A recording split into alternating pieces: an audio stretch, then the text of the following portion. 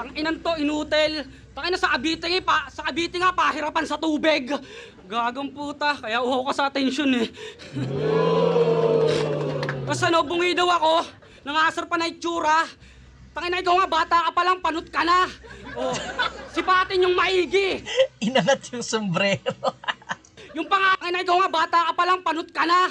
Oh, sipatin yung maigi. Yung pangalan niya, Bonifacio. Yung hairline niya, Mabini. Burado! Tangina mo, ha? Tangina, nakakasar pa ng pinagbatelan. Tangina. Inasar niya yung isang kalaban niya sa Motus. Na yung venue daw nila, walang bubong. Ang lupit neto umanggel.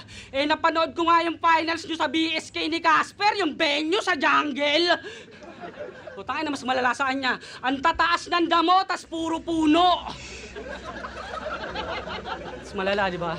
Na may naglalago ang sanga. May mga musang paat nagkakantutang sawa. Ligaw na tupa sa lagubang at napakasukal pa nga. Biruin mo, wala ka pa sa flip-top, nakakapaggubat ka na. Hinalik!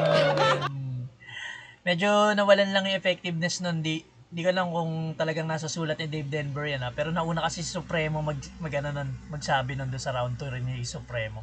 Ang galing din kasi parang same sila ng angle eh. Ngayon parang binabalik ni Dave Denver yung yung paglait naman ni Supremo dun sa sa venue ng laban.